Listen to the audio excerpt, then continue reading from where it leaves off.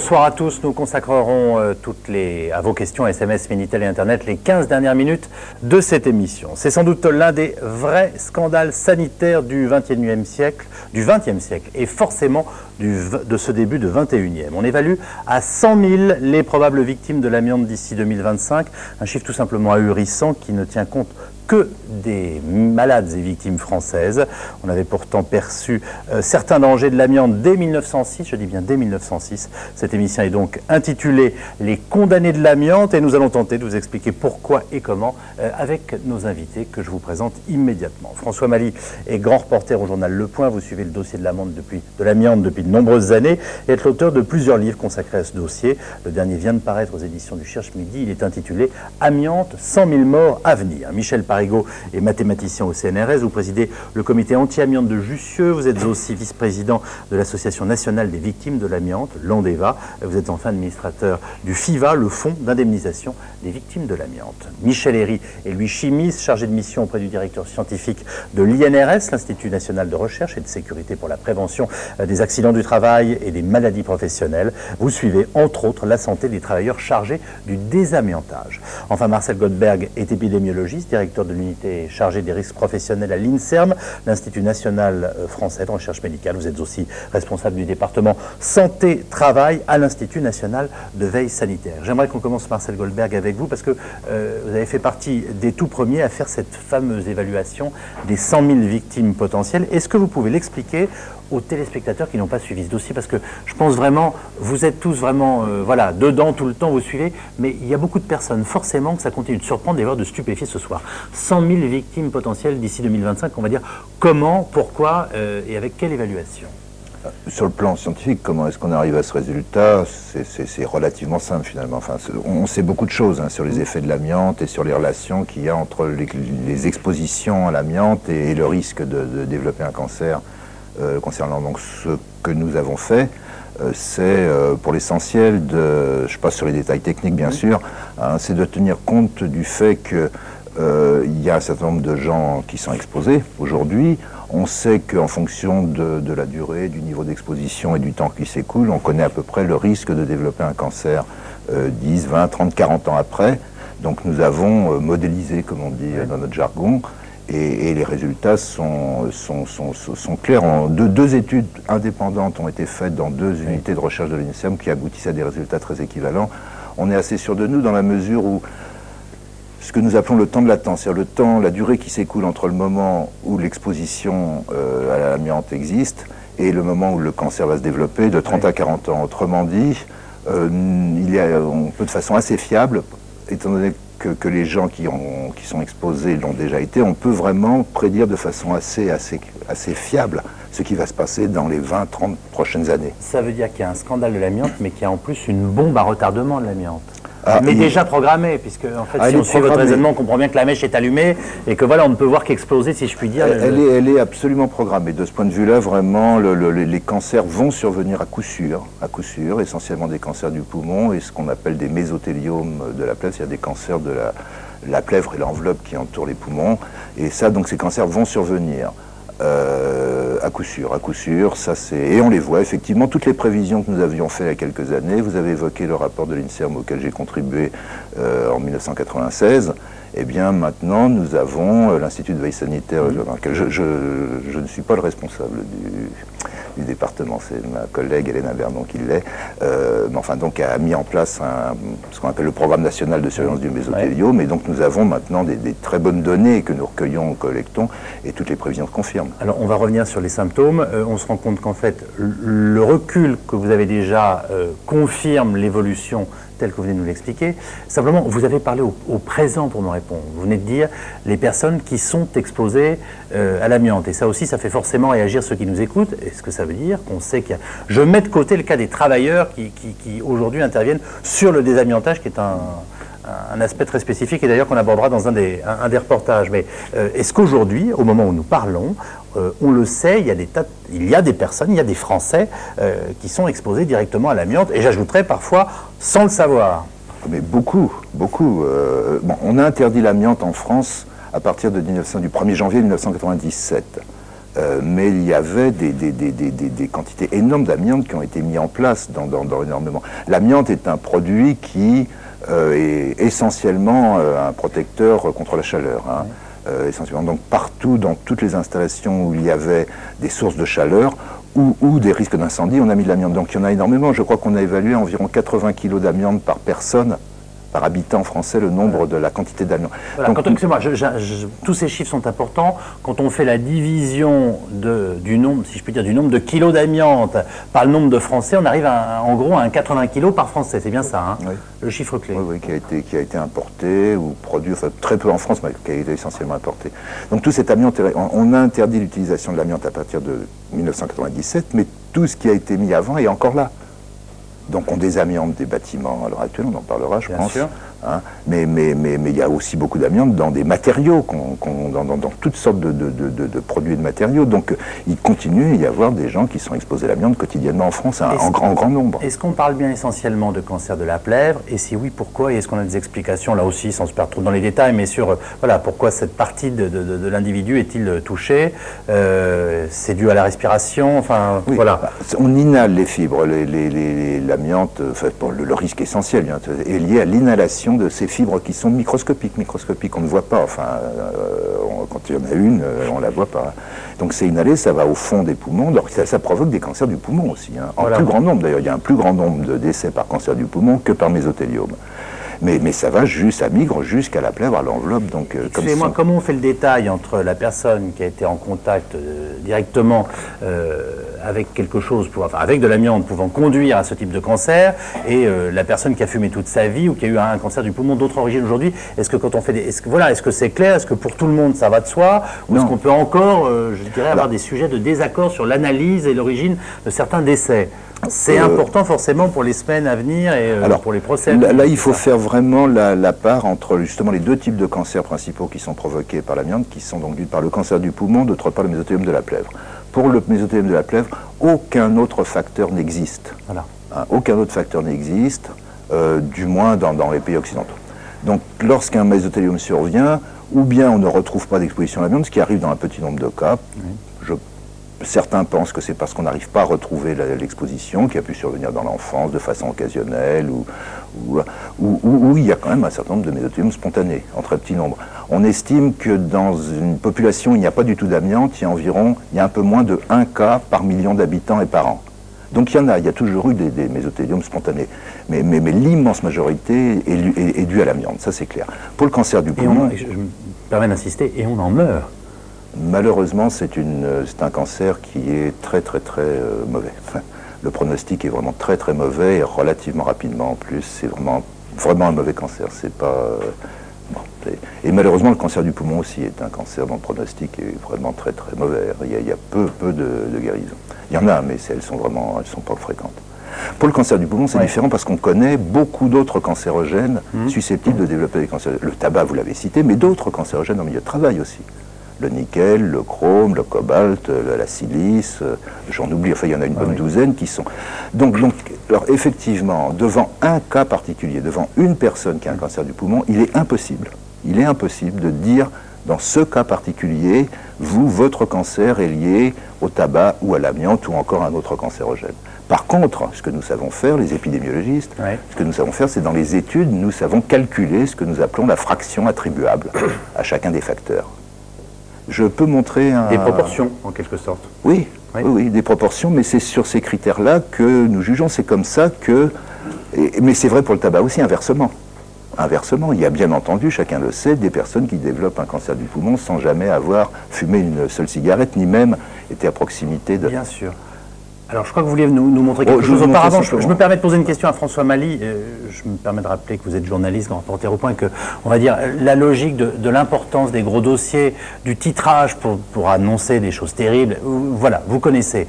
Or, moi, j'ai toujours l'impression que dans la société française, et peut-être d'ailleurs pas uniquement en France, parce que finalement, par rapport à d'autres pays, on n'a peut-être pas eu forcément beaucoup plus de retard, on a une espèce de méconnaissance. Alors, en même temps, beaucoup de choses ont été publiées, il y a des gens qui ont travaillé, qui font un boulot, mais en même temps, il y a une espèce de surdité sensibilité au dossier de l'amiante et de difficulté à le faire entendre et comprendre. Est-ce que vous le ressentez? Est-ce qu'il y a des explications à ça, sans qu'on tombe directement, je dirais, dans la grande peur des lobbies, etc. Puis c'est peut-être aussi évidemment une explication, mais... Non, mais sans faire de la sociologie, on peut dire que c'est quand même un dossier qui a été très longtemps oublié parce que ça touchait les ouvriers et que donc c'était socialement acceptable. Donc on parlait peu de ce dossier. Dès lors qu'on a réussi à prouver que ce matériau tuait ailleurs, et tuait notamment dans les bâtiments, ou pouvait tuer dans les bâtiments, et visait un peu tout le monde, alors là, effectivement, il y a eu une levée de bouclier, parce que toute la société française, je crois 25% des retraités aujourd'hui, ont côtoyé l'amiante. Mais pendant très longtemps, on a fait croire, et c'est justement la force des lobbies,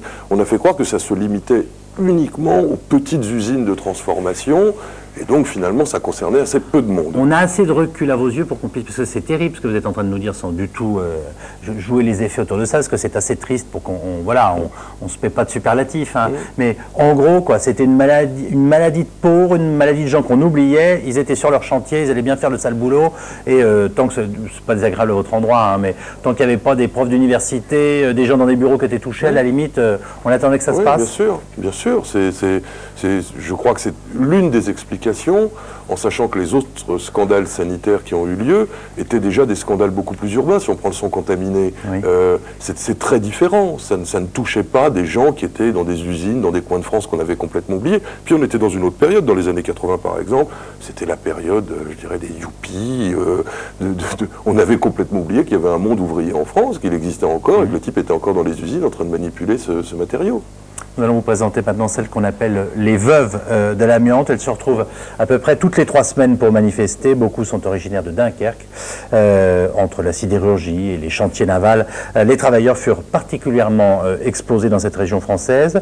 Je vous rappelle que 2 procès pour l'instant n'ont pas abouti. Alors évidemment, les victimes et leurs familles attendent tout simplement aujourd'hui la cassation. Reportage, Emmanuel Kreutzer, Pierre Griot.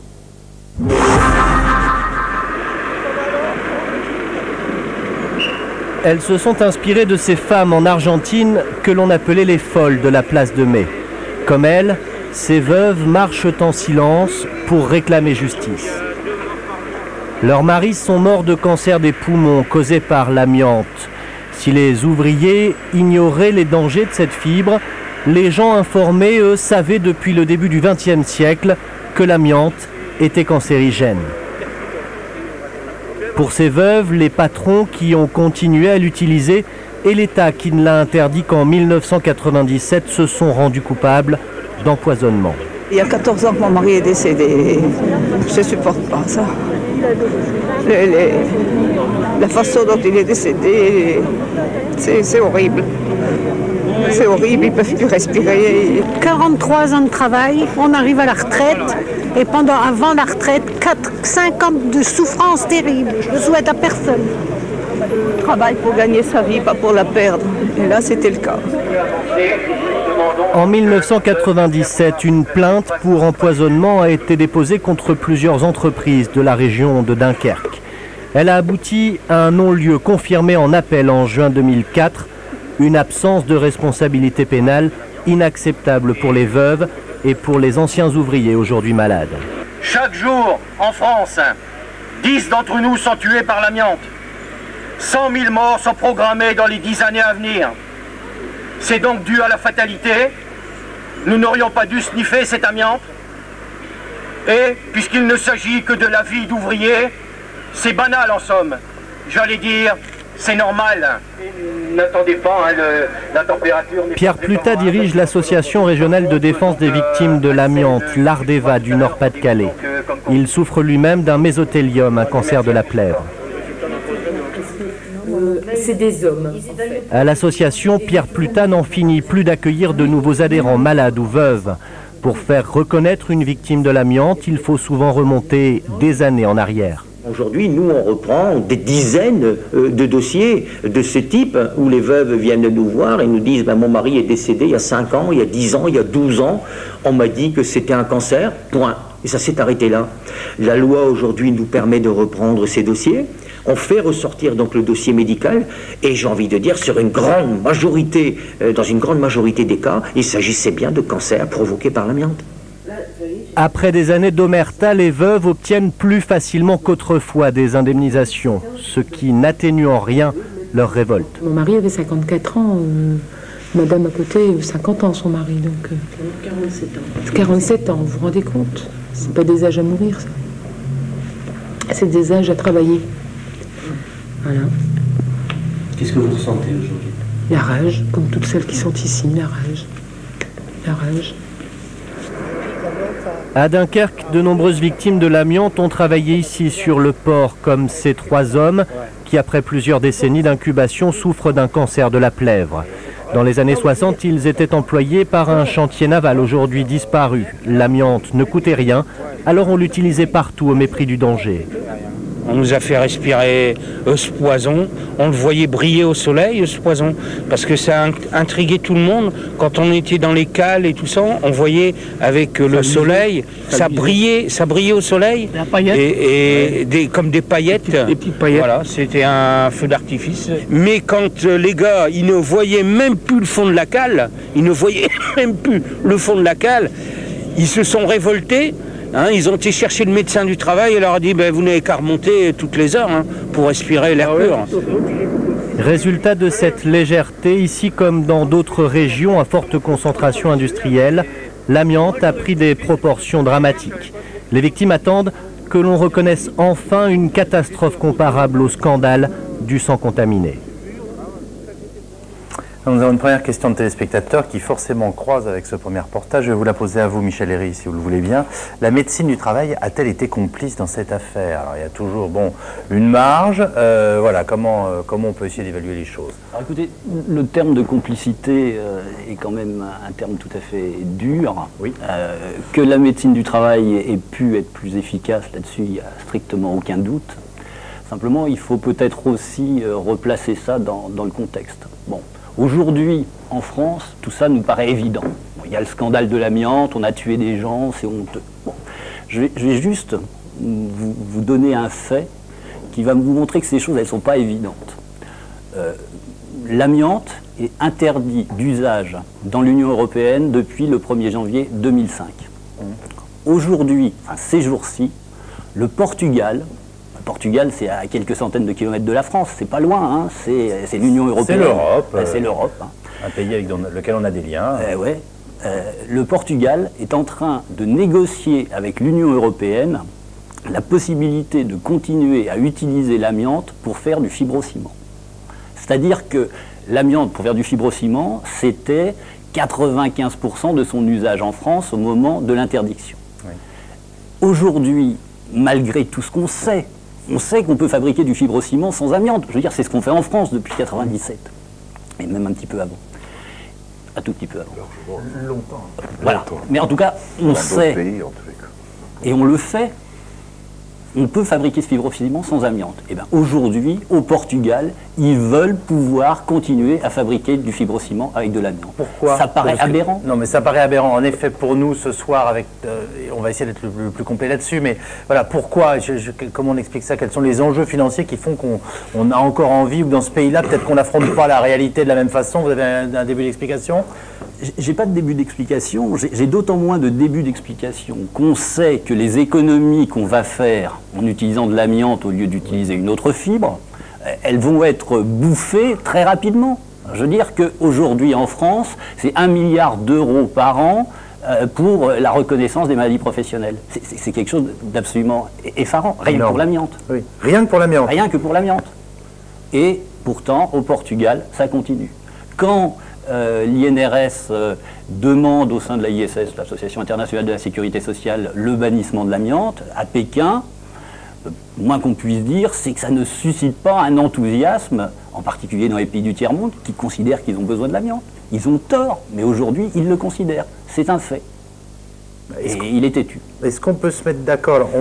On a bien compris que ce dossier est trop compliqué pour qu'on soit caricatural sur tout ça. Mais enfin, je disais en début d'émission, il y a des larges présomptions sur les dangers de l'amiante dès 1906. Je dis pas, on est d'accord, Michel Parigot. Donc on se dit, mais c'est pas possible. Un siècle pour arriver à une condamnation, par exemple en France. Aujourd'hui, des pays modernes comme le Portugal, qui par ailleurs continuent de réclamer de pouvoir l'utiliser.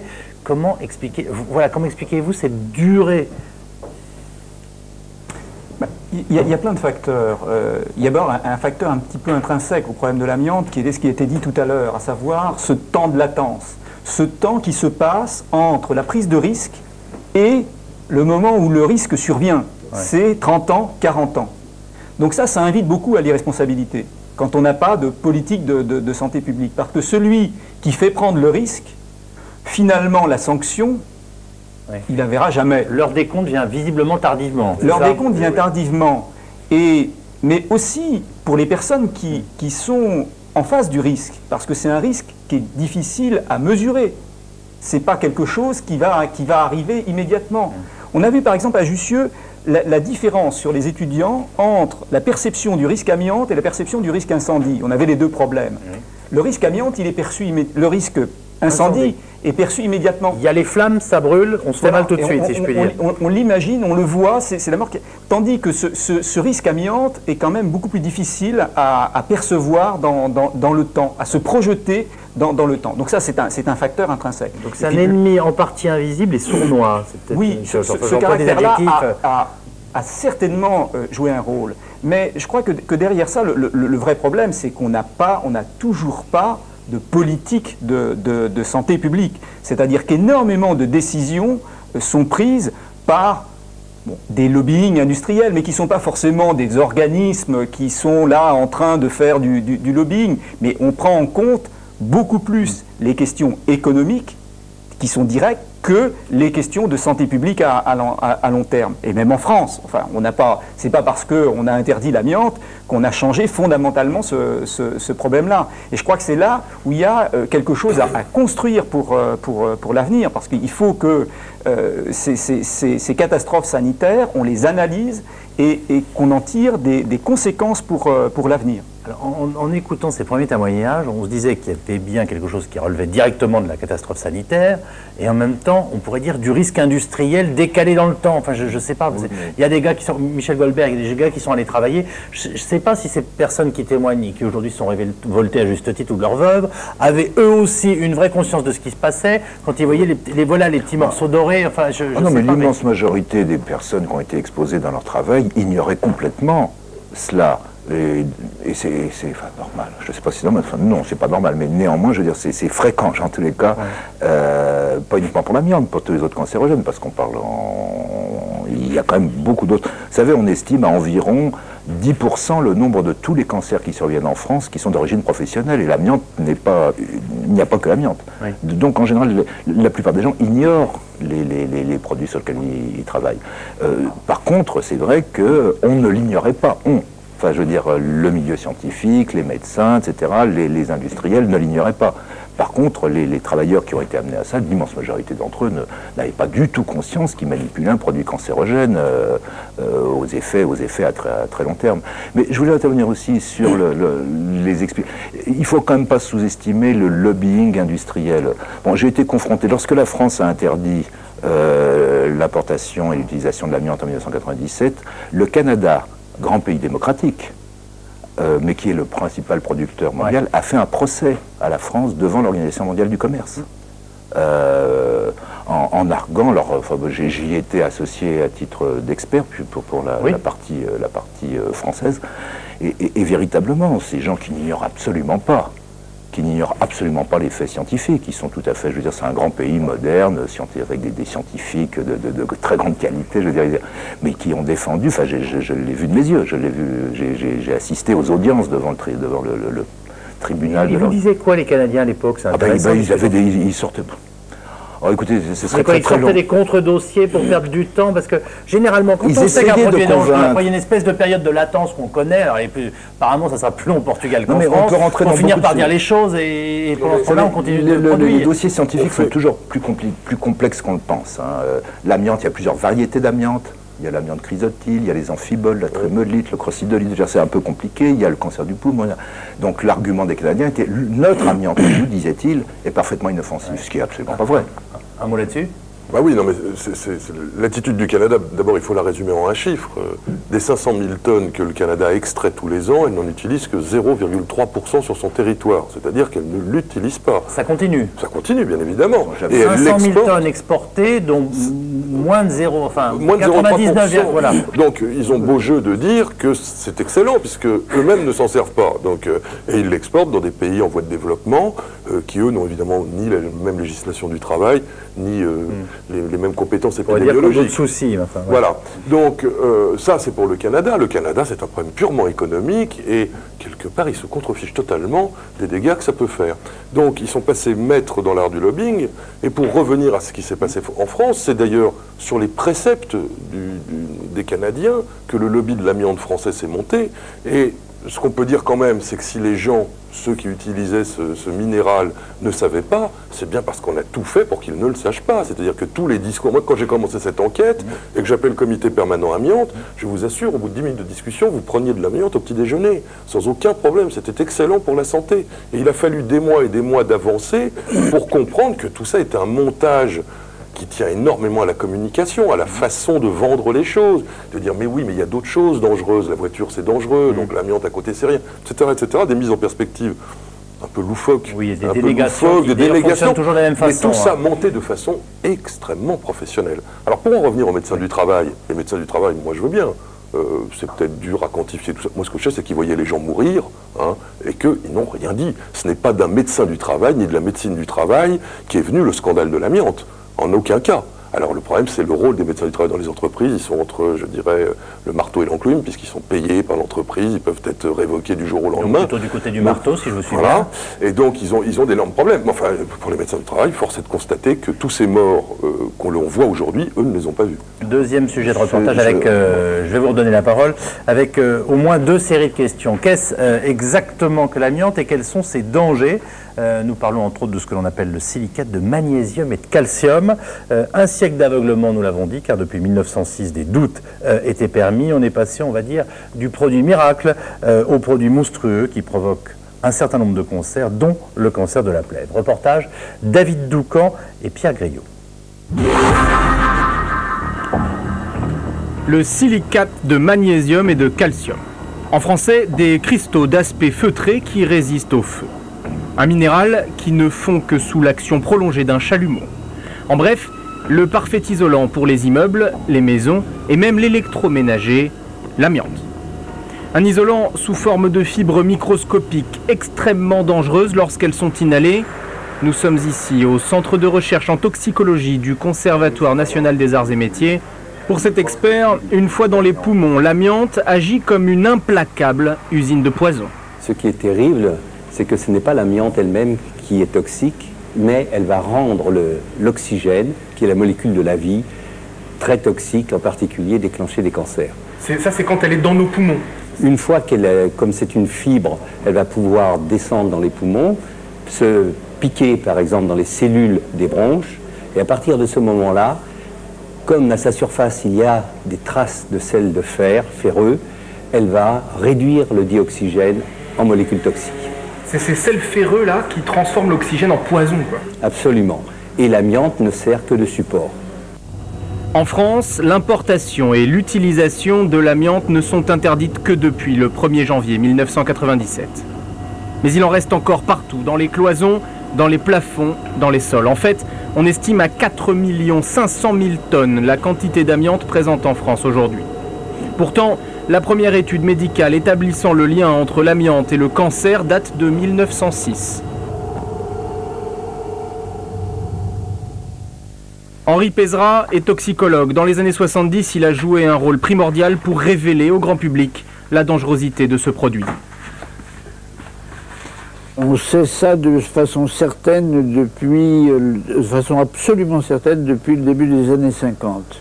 Et en particulier, il y a eu une enquête qui a clos toutes les incertitudes qu'il pouvait y avoir, à peu près en 55, 54-55. Donc j'imagine qu'à partir de cette période-là, on a arrêté d'importer de l'amiante?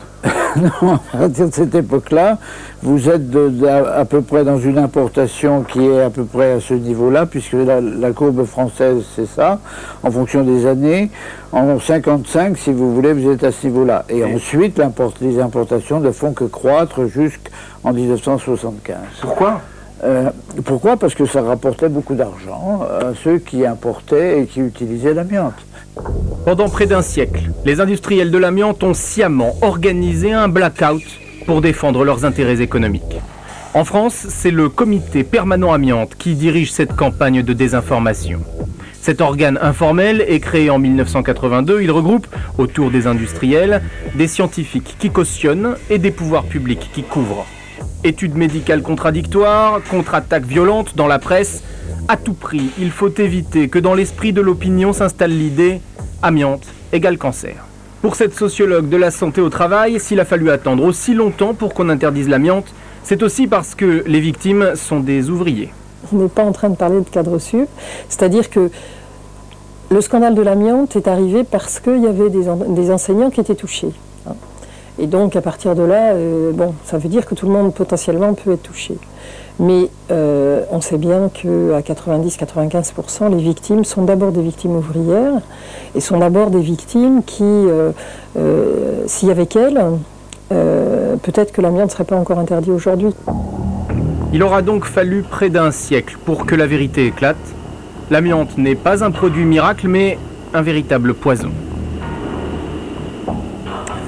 Marcel Goldberg, on va reprendre une nouvelle question de téléspectateur. Le risque de contamination est-il immédiat ou est-ce seulement une longue exposition qui présente un danger? Ça nous amène à reparler un petit peu du temps. Il ne faut pas hésiter à être un petit peu pédagogique. Et puis j'aurais des questions à vous poser sur, voilà, qui est exposé, comment, au bout de combien de temps, comment ça se respire, dans quelle durée? Est-ce que quelqu'un qui a travaillé dans un bureau où on peut imaginer qu'il y avait eu un peu d'amiante utilisé, forcément exposé ou pas, voilà. Et puis ça va nous amener aussi à Jussieu. Alors sur la question de téléspectateur, le risque de contamination est-il immédiat ou est-ce seulement une longue exposition qui présente un danger? Alors, ce qui est lié au risque de développer un cancer, c'est la quantité totale de fibres d'amiante qui sont inhalées, la dose cumulée de tout. Pour dire les choses très simplement, une exposition à un niveau 10 pendant 1 an, c'est exactement le même risque qu'une exposition à un niveau 1 pendant 10 ans. Donc c'est vraiment la quantité totale, ça n'est pas la durée. La quantité totale, c'est la composante, c'est la résultante de le niveau d'exposition, l'intensité, s'il y en a beaucoup dans l'atmosphère ou seulement très peu, et de la durée. Donc il y a des cancers qui sont liés à l'amiante de façon absolument claire, pour des expositions qui ont pu être très brèves, mais à des niveaux très élevés. On peut donner un exemple de cas typique. Voilà, j'ai ici amené un travail qui a été fait récemment à l'Institut de veille sanitaire qui montre le hit parade macabre, si j'ose dire, des professions les plus à risque. Vous pouvez le laisser assis sur votre bureau et je vous laisse le commenter. On voit sur cette figure qui est en bas là par exemple, on voit les risques de développer un mésothéliome, donc ce cancer de la plaie, selon les métiers. Par exemple, les plombiers tuyauteurs ont un risque de développer un cancer qui est 6 fois plus élevé que les gens qui n'ont jamais pratiqué ce métier. Or, plombiers tuyauteurs, ce sont des gens qui sont exposés de façon sporadique. Ce ne sont pas les gens qui, 8 heures par jour, 40 heures par semaine, sont exposés à l'amiante. C'est sporadique, c'est à l'occasion d'une intervention. Ça n'est pas le plomb lui-même, quoi. C'est parce qu'ils sont amenés à faire des trous dans un mur, et c'est de façon, en général, sporadique, inhabituelle. Plus de 50% des cas de mésothéliome qui surviennent aujourd'hui viennent dans des professions du bâtiment. Il y a des professions où, pratiquement par définition, les expositions sont brèves et sporadiques. Historiquement, les risques ont été mis en évidence chez les travailleurs. Par exemple, l'étude de M. Haribault de 1906, c'était dans des filatures, parce que l'amiante est utilisée aussi comme pour faire des vêtements de protection contre le feu. Donc on filait l'amiante. Alors là, effectivement, les ouvriers de l'époque étaient exposés à des niveaux extrêmement élevés tout le temps, toute la journée et pendant très longtemps. Mais maintenant, aujourd'hui, les risques sont dans des professions où les expositions sont brèves et sporadiques. Mais encore une fois, le risque est proportionnel à la quantité.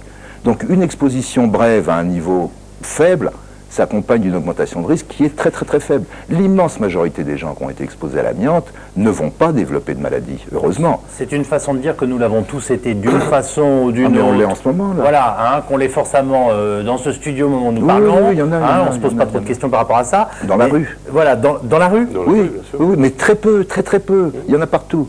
Donc il y en a extrêmement peu. Alors le risque est il est incommensurable, c'est minuscule, c'est rien du tout. Hein.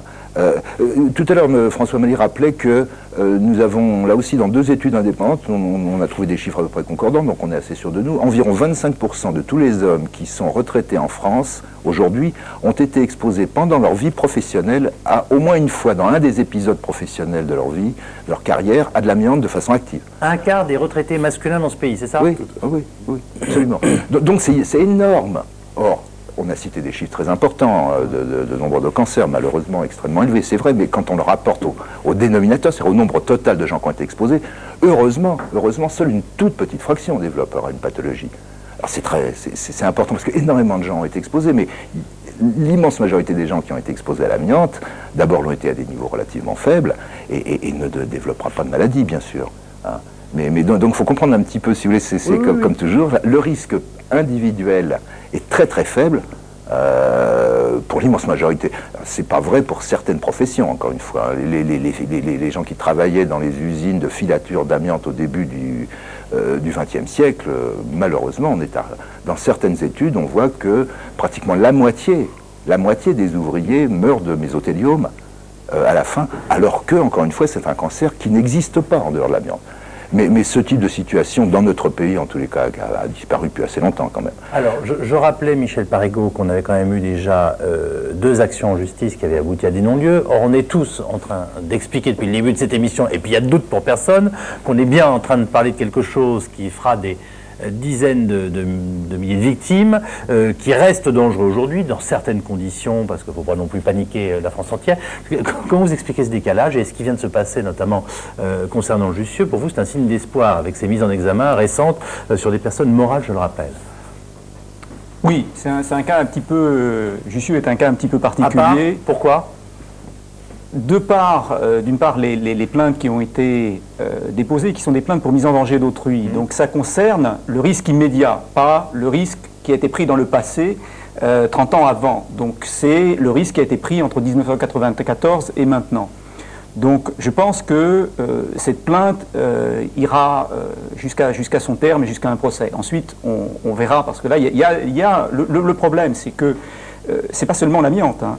On n'a pas été capable de faire, jusqu'à maintenant en France, de procès en matière de santé publique, et même pas d'instruction véritable des affaires de santé publique. Donc il y a un problème derrière qui est un problème juridique.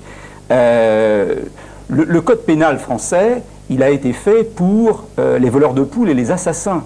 Il n'a pas été fait pour instruire des affaires de santé publique où les responsabilités sont beaucoup plus complexes et où le lien n'est pas du tout de même nature. C'est-à-dire on n'a pas une victime avec un responsable et un lien direct entre les deux, celui qui a donné le coup de couteau, quoi. Mais on a un ensemble des choix de politiques victimes assumés par une pluralité de personnes, de responsables, et puis des liens qui sont des liens plus complexes entre les deux. Et pour le moment, la justice, bon, le code pénal n'est pas fait pour ça, mais c'est pas la seule raison. C'est pas la seule raison, parce que ça n'empêcherait pas fondamentalement d'instruire. On pourrait au moins faire l'instruction. Or, pour faire l'instruction, il faudrait qu'il y ait une volonté d'instruire. Or, pour le moment, il n'y a pas de volonté d'instruire l'affaire de l'amiante. Ça suppose des moyens, et même, bon, on a créé en France un pôle de santé publique. Mais ce pôle de santé publique n'a strictement aucun moyen pour instruire. Parce qu'il faut faire des perquisitions, mais une fois qu'on a fait des perquisitions, on a des scellés et il faut les dépouiller. Mais qui les dépouille s'il n'y a personne pour le faire? Et c'est le cas actuellement. Donc il n'y a pas de volonté d'instruire l'affaire de l'amiante. C'est assez parlant ce que vient de décrire Michel Parigot, vous qui voyez ça de près depuis longtemps, c'est aussi caricatural que ça. Et est-ce qu'au bout du compte, ça revient à dire, en France, on ne veut pas instruire ce procès? Alors on veut pas. Trop long, trop compliqué, trop coûteux, trop d'enjeux. Toutes les questions techniques que vient d'évoquer Michel Parigot sont vraies, justes, mais elles concernent essentiellement des politiques, je dirais. Toutes les affaires de santé publique, on pense immédiatement à la faute politique. Et c'est vrai que c'est difficile à juger. Mais dans le cas de l'amiante, la première faute, ce sont quand même les industriels. Parce que c'est quand même eux qui ont organisé le lobbying, à la limite les politiques, j'oserais dire par défaut. Bien sûr, ils ont été complices. Mais ceux qui ont imposé la vente de ce produit, l'utilisation de ce produit, en sachant pertinemment ce qui allait arriver, ils le savaient. Ils savaient très bien dans leurs entreprises que tant de personnes mourraient, qu'ils avaient un taux de mortalité élevé, ils ne pouvaient pas l'ignorer. Eux, ce sont les premiers responsables. Et là, il y a un vrai problème. C'est que le premier groupe français qui est impliqué dans cette affaire, c'est Saint-Gobain, 9e groupe français, et on imagine mal vraiment un groupe aussi puissant être embêté pour, si j'ose dire, une si petite affaire. On n'a même pas l'habitude de juger les industriels dans ce pays. C'est quelque chose, vous pouvez prendre tous les scandales industriels qu'il y a eu ces 10 dernières années, vous verrez que les grands groupes sortent toujours très bien. Donc là, il y a un conflit qui est d'un côté les politiques, d'un autre côté les industriels. Et les politiques en si grand nombre et les industriels en si grand nombre, puisque ça dure sur 3 décennies, que le box, il faudrait vraiment construire un très grand tribunal, quoi. Donc attendez, ce que vous venez de nous dire, c'est qu'il n'y a aucune raison que dans des délais raisonnables, on se retrouve avec des vraies instructions menées, des vrais procès. Moi j'en vois une. Allez-y. Moi j'en vois une, c'est la pression des victimes. Parce qu'elles sont justement très nombreuses. Et d'ailleurs, s'il y a 10 ans, on avait dit que des milliers d'employeurs seraient condamnés pour faute inexcusable, et que l'État lui-même sur cette affaire serait condamné, moi je l'aurais pas cru. Je n'aurais pas cru. Qu'un fonds d'indemnisation serait monté, tout le monde vous riait au nez. Donc les victimes ont quand même fait un chemin énorme, considérable, et je pense qu'elles vont continuer à le faire, parce que ces victimes, 3 000 par an, plus 3 000, plus 3 000, regardez les veuves qui défilent autour d'un palais de justice, c'est quand même une pression que le politique va avoir bien du mal à assumer. Nous partons maintenant à la fameuse faculté de Jussieu, en plein cœur de Paris, probablement l'un des chantiers les plus contrôlés de France. Le désamiantage est en cours, notamment pour le secteur ouest du campus. Jussieu est, semble-t-il, un chantier modèle. Mais c'est évidemment loin d'être le cas partout. Bien désamianté reviendrait à 1 500 € le mètre carré. Reportage David Doucan, Jean-Pascal Bublex. La semaine dernière, le dossier phare de l'amiante en France a connu ses premières mises en examen. 3 personnes morales accusées de mise en danger de la vie d'autrui, les 2 universités Paris 6 et Paris 7 ainsi que l'Institut de physique du Globe, tous 3 situés sur le campus de Jussieu. Gilbert Bérézia est le président de l'université Paris 6. Pour lui, une chose est sûre, il n'y a aujourd'hui plus aucun risque à Jussieu. C'est ce qu'on appelle le secteur ouest, qui va être progressivement vidé. Il ne reste plus que cette barre qui doit être vidée. Et tout ce secteur-là est en cours de désamiantage et évidemment de rénovation. L'université Paris 6, dont vous êtes le président, mise en examen en tant que personne morale, quelle est votre réaction? Je pense que c'est démesuré, parce qu'aujourd'hui, ce site n'est pas dangereux pour les étudiants, ni à cause de l'amiante, ni à cause des risques incendie. Et hier? C'est pas à moi de le dire hier. Moi, je vous parle de ma responsabilité de président de l'université Pierre et Marie Curie. Le chantier de désamiantage de Jussieu est aujourd'hui contrôlé par la préfecture de police. C'est l'un des chantiers français où les normes de sécurité sont respectées. Aujourd'hui, en France, les règlements de protection sur les chantiers de désamiantage ne sont presque jamais appliqués. Une étude récente, co-dirigée par le ministère du Travail, a constaté de graves irrégularités sur 76% des chantiers français. Zone de retrait mal confinée, durée de travail excessive, défaut d'équipement. Aujourd'hui encore, des ouvriers inhalent de l'amiante. Nous sommes ici sur un chantier modèle, réalisé par l'une des rares entreprises qui respectent les normes de sécurité. Et la sécurité coûte extrêmement cher. Bonjour Jacques. Salut Sylvain. Là, conforme. Alors, prêt pour le combat? On y va. Alors, c'est bien. Tout le monde est en zone? Oui. C'est bien. Tout cet équipement-là, ça coûte une fortune? Une fortune. C'est un prix qui... C'est la sécurité. C'est la sécurité de l'opérateur. Là, c'est pas la sécurité de l'environnement. La sécurité de l'environnement, c'est le confinement. La sécurité de l'opérateur, c'est tout son équipement. Et tout cet équipement-là que vous voyez, qui parle de la surbotte, de la chaussette, la combinaison, les sous-vêtements, la cartouche, c'est une seule utilisation par entrée. Donc ça a un coût... C'est un coût énorme. Mais la sécurité n'a pas de coût. Toutes les entreprises aujourd'hui ont cette rigueur que vous avez, vous, et ce coût? On en doute. On en doute. L'amiante représente un tel surcoût que souvent, les entreprises de rénovation préfèrent cacher à leurs clients la présence du matériau. Faire comme si de rien n'était pour rester compétitif. On travaille donc dans l'illégalité sur plus de 7 chantiers sur 10, et ce, la plupart du temps dans la plus totale impunité. Le contrôle relève de l'inspection du travail, et là, face au nombre et au rythme effréné des chantiers, ce sont les moyens en temps et en effectifs qui ne suivent pas. On ne parle pas du tout de cette multitude de petits chantiers où on retire un peu de dalle de sol, un peu de colle, un peu de fibrociment, qui vont très vite. Il y en a sans doute plusieurs centaines en France, plusieurs milliers. Les chiffres sont un peu difficiles à établir. Et ces chantiers-là, comme ils vont très vite et que nous sommes peu, ils sont pratiquement jamais contrôlés. Pourtant, ils exposent aussi les travailleurs à des risques aussi graves que lorsque on peut être sur un chantier de déflocage, parce qu'ils inhalent aussi de l'amiante et de la même façon. Et comme en plus ce sont des entreprises qui n'ont pas forcément de qualification pour faire ce type de travaux, ils n'ont pas forcément non plus les équipements qui sont adaptés. Les chercheurs de l'INSERM prévoient 100 000 morts d'ici 2025. Un chiffre qui se base sur les quantités d'amiante inhalées dans les 30 dernières années, mais qui ne prend pas en compte l'amiante respirée aujourd'hui sur les chantiers. Voilà, on a parlé depuis le début de cette émission des travailleurs de l'amiante, il va donc falloir parler aussi des travailleurs du désamiantage. Auparavant, une première question de téléspectateur. J'ai étudiant apparemment, j'ai étudié à Jussieu pendant 3 ans, suis-je aussi condamné? Qu'est-ce que vous en pensez, Michel Parigot? Donc la question est un peu directe, hein, mais... Moi, j'ai des amis qui ont été étudiants à Jussieu. C'est vrai que de temps à autre, ils me posent la question. Enfin, on en parle.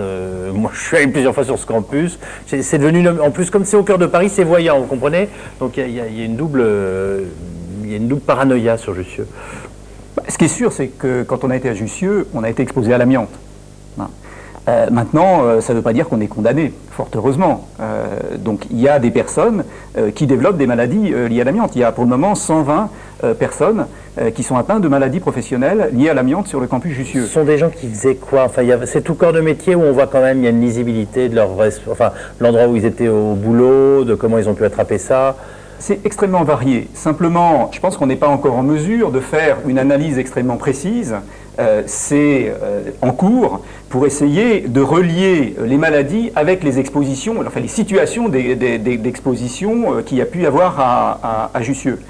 Mais ce qui est sûr, c'est qu'il y a eu des expositions à l'amiante et qu'on en voit les effets. Il y a d'ailleurs 7 personnes qui sont décédées par mésothéliome, donc le cancer spécifique de l'amiante. Simplement, il y a eu des périodes d'exposition différentes, probablement avec des niveaux différents au cours du temps, avec des activités différentes, parce qu'il faut bien dire qu'à Jussieu, on ne prenait aucune mesure de protection, bien que depuis 1975, le risque soit parfaitement connu. Ça n'a pas empêché qu'on n'a pris strictement aucune mesure de protection. Moi, j'ai l'impression que j'en ai toujours entendu parler depuis le début, en fait, depuis quasiment la naissance de la faculté. Marcel Goldberg. Il faut quand même faire la différence entre les étudiants, les cas que cite Michel Parigot, etc.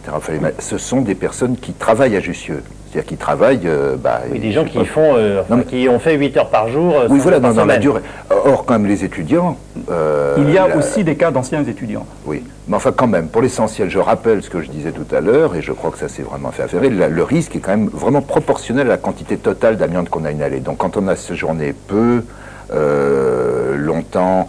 Bon, en plus, les niveaux moyens de base sont pas toujours très élevés. Il y a des zones beaucoup plus élevées, enfin, c'est assez compliqué. On n'a pas de très bonnes mesures. Un étudiant qui venait en TD plusieurs fois par semaine, ou quelqu'un qui venait assister à des, cours en amphithéâtre. Bon, les amphithéâtres n'ont pas été floqués. Hein. Les amphithéâtres. Mais c'est normal qu'on se pose ce genre de questions. Mais je comprends bien, mais j'essaye d'y répondre. Voilà. J'essaye d'y répondre en disant que pour un étudiant standard de Jussieu, que j'ai été moi aussi d'ailleurs, au passage, je crois que vraiment, je ne nie pas qu'il y ait la possibilité de quelque chose, je dis simplement que le risque est, encore une fois, proportionnel. Il ne faut pas que Jussieu masque la réalité. La réalité, c'est quand même avant tout le travail manuel ouvrier, hein, y compris à Jussieu. Quand même les premiers cas, etc., sont sur des personnels qui étaient des personnels de maintenance.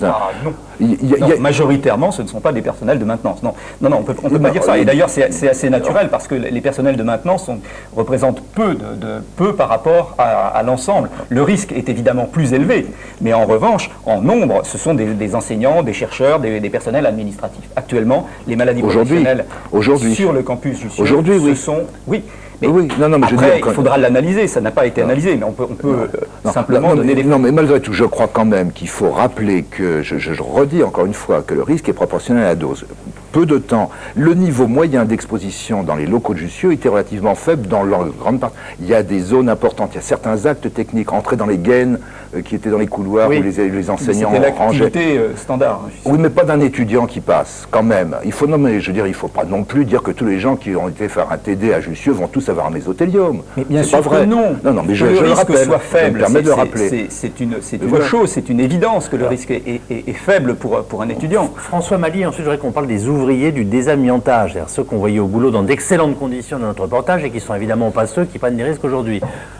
Moi, je partage assez l'avis de Marcel Goldberg. Je pense que le risque est faible. Enfin, on va quand même pas à la fac, on n'est quand même pas enseignant pour finir avec un bilan de 120 maladies professionnelles et de 7 décès. Et là, on ne parle que de Jussieu. Il faut savoir que les enquêtes qu'a lancées l'Éducation nationale sur l'ensemble de son parc ont de quoi faire frémir. Ils estiment que 20% des enseignants ont été exposés à l'amiante. Il y a des décès ailleurs. Il y a un lycée à Rennes, il y a déjà 3 décès. Donc, ce que je veux dire, c'est que le risque est faible.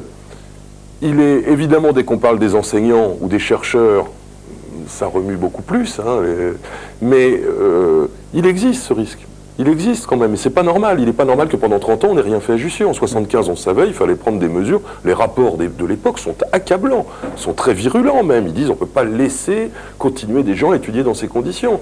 Donc le problème, il est là. C'est qu'on savait et que les quelques rares personnes qui auront des problèmes à la suite de l'amiante à Jussieu, ça aurait pu être évité. Alors moi, il y a des trucs qui me paraissent, parce que faire une faute, nier, ne pas objectiver, on peut le comprendre. Mais savoir que 75% des chantiers où on travaille aujourd'hui, finalement, à la santé des gens qui viendront ensuite, sont éventuellement en irrégularité, moi, ça me paraît complètement... Vous savez, ils sont en irrégularité pour beaucoup d'autres choses aussi. En général, j'entends bien, aujourd'hui, on va essayer de faire le procès de l'amiante, on pensera aux autres une autre fois. Mais le bâtiment est un secteur dans lequel, qui économiquement, enfin, a toujours été sale, si j'ose dire, sur le plan hygiène et sécurité. Il y a des sous-traitances, des cascades de sous-traitants. Oui, c'est dur, mais on n'est pas obligé de s'y plier. Je veux dire, par exemple, je ne suis pas... J'ai bien compris. Une remarque, Michel Éric. Moi, je vais vous dire, je connais des petits chefs d'entreprise dans le bâtiment et les travaux publics. Aujourd'hui encore, quand je leur parle de ça, ça les fait un peu sourire. Je pense pas qu'ils ont forcément envie de maltraiter leurs collaborateurs, mais c'est encore pris avec une relative légèreté. Bon, qu'est-ce qu'on peut dire là-dessus? Attendez, moi je souhaiterais quand même relativiser quelque chose. Quand Guy Jean, le chef d'entreprise que vous avez filmé là, dit qu'un certain nombre d'entreprises travaillent moins bien que la sienne, je suis d'accord. Pas de doute. Quand Sylvie Catala, l'inspectrice du travail, dit il y a plein de chantiers où ça se passe pas bien, je suis aussi d'accord. Oui. Où je ne suis pas d'accord, c'est quand, dans le commentaire du film, on dit sur environ 75% des chantiers, lors de la campagne qui a été lancée par le ministère du Travail, la CNAM, les CRAM, et à laquelle était associé l'INRS, il y a des manquements graves. Non, il y a des manquements. Et c'est vrai que c'est insupportable qu'il y ait des manquements.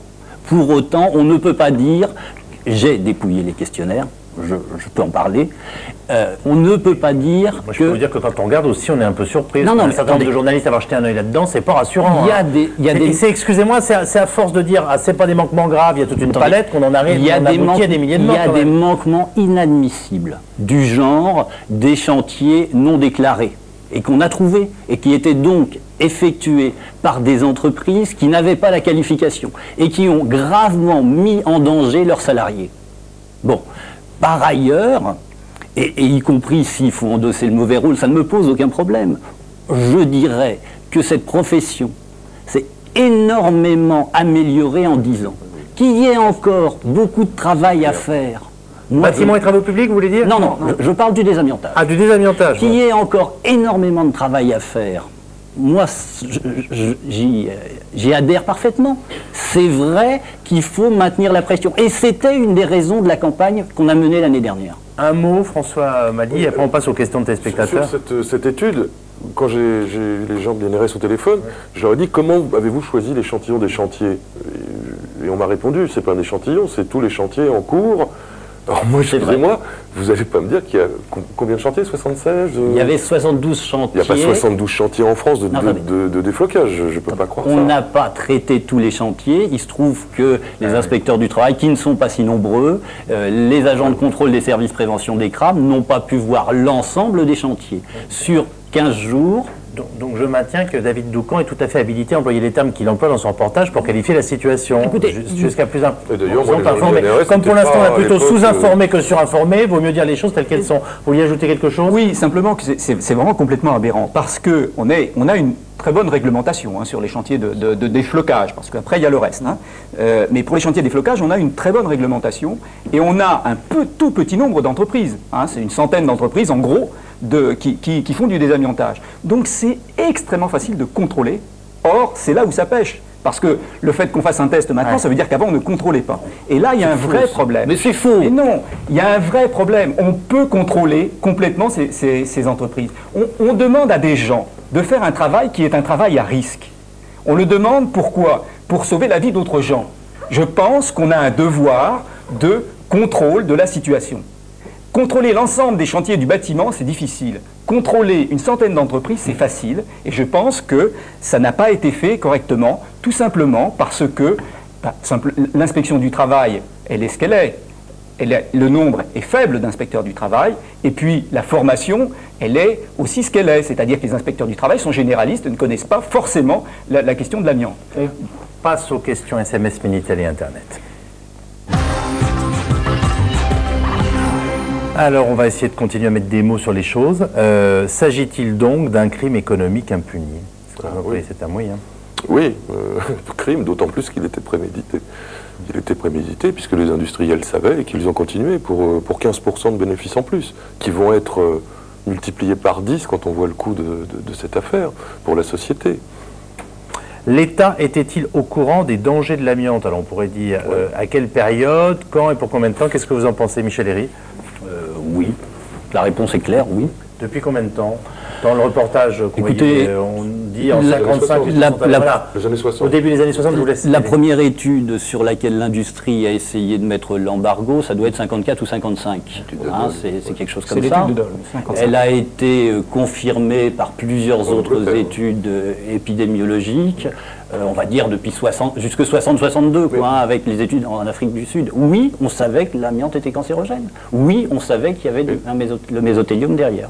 Et d'ailleurs, sans parler uniquement des problèmes scientifiques, à partir des années 70, vous avez les premiers procès qui commencent aux États-Unis, et là, on ne peut pas nier, c'est juridique, c'est quelque chose d'évident, et vous avez des multinationales qui commencent à mettre la clé sous la porte dès le début des années 80. Donc le début des années 60, la conférence de New York de 64, on peut dire que les responsables politiques savent. Alors, est-ce qu'ils considèrent que c'est un risque important? Ça, c'est autre chose. Mais toujours est-il qu'ensuite, on arrive au scandale de 76, on prend des décrets en 77, on réunit des groupes de travail, et là, il y a des choses très claires qui sont dites.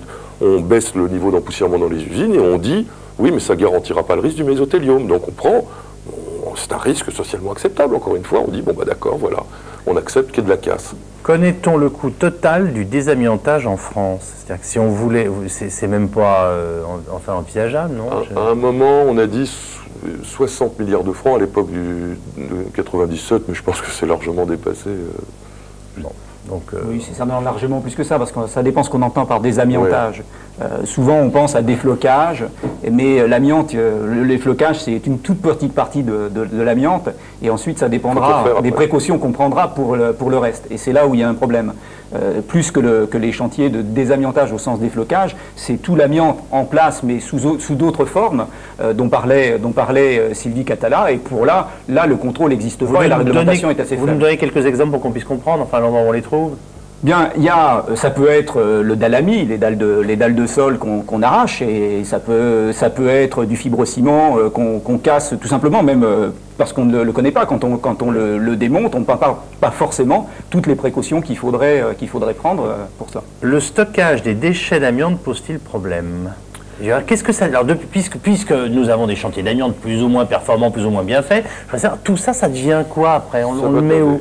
que je... Il y a un vrai problème quant à l'élimination des déchets. Pour ce qui concerne l'amiante friable qui va être retirée à Jussieu, par exemple, je dirais, là ça se passe assez correctement, il y a les décharges qu'il faut, il y a le centre d'inertage qui va bien, ça colle. Excusez-moi, ça veut dire quoi? Qu'on se retrouve avec des tas de poudres de graves, etc., qu'on les couvre, ils sont isolés, mais enfin... Oui, la réglementation est telle qu'on peut considérer que ces déchets un peu extraordinaires vont être correctement pris en charge. En revanche, le problème, et là ça rejoint ce que disait Michel Parizeau, c'est l'ordinaire qui vous inquiète. C'est l'ordinaire, parce que si aujourd'hui, chez vous, vous avez de l'amiante ciment, en tant que particulier, il va falloir négocier très fort avec la déchetterie du coin, qui ne sera pas forcément habilitée, pour qu'elle accepte de le prendre. Et moi, là, je rentre dans mon petit pavillon, je fais mes travaux, je ne me pose même pas les questions de savoir ce qu'il y a. Ne les faites pas vous-même. J'entends bien, mais je pousse un petit peu parce que ça doit arriver fréquemment, et je te balance mes déchets, en effet, à côté de chez moi.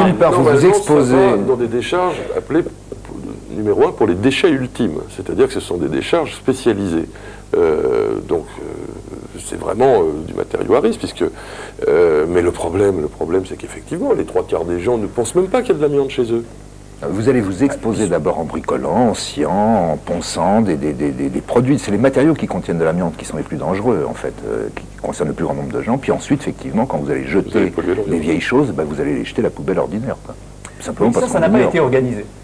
C'est là où il y a un vrai problème. C'est d'ailleurs la partie... On doit être dans 95% du problème, non, aujourd'hui, dans ce qu'on est en train d'évoquer. Oui, bien sûr. Qui correspond à un vide sidéral. Oui, bien sûr. C'est le vrai problème. Et la partie environnement a été la partie la moins bien traitée dans l'affaire de l'amiante, où il n'y a pas eu de réaction. Et en fait, quand un particulier est confronté à un problème d'amiante, il ne sait pas quoi faire. Et il peut toujours essayer d'aller à sa mairie, de téléphoner, etc. Il fera le tour de toutes les institutions et en fait, à la fin, il n'aura toujours pas sa réponse. Je crois que c'est ça. Vous allez voir la question qui suit, vous allez comprendre qu'en effet, il y a des problèmes d'information. Les bureaux dans lesquels je travaille sont pleins d'amiante, qui dois-je prévenir?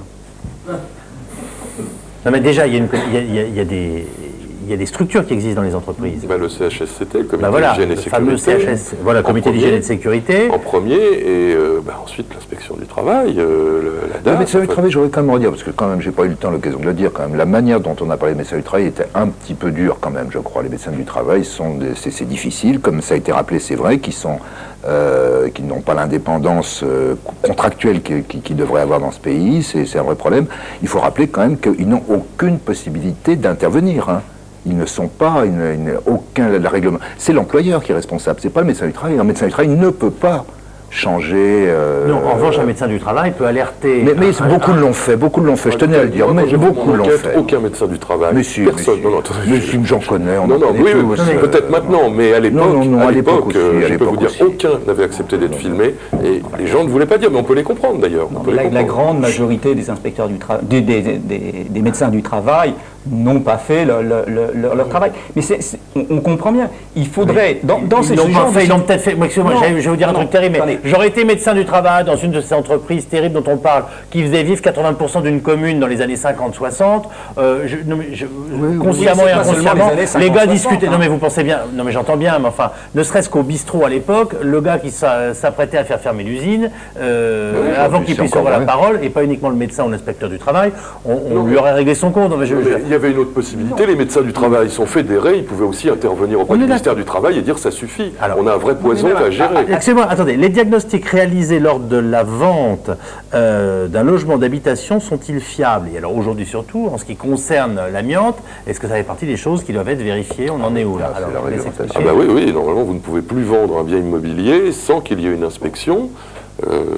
Et sans que soit couché sur le papier, sur l'acte notarié, le fait qu'il y a de l'amiante ou qu'il n'y en a pas. Voilà, et donc il y a des risques éventuels, c'est le risque qu'on évalue. Oui. Alors après la présence d'amiante... Il ne suffit pas de dire amiante pour que ça casse la vente.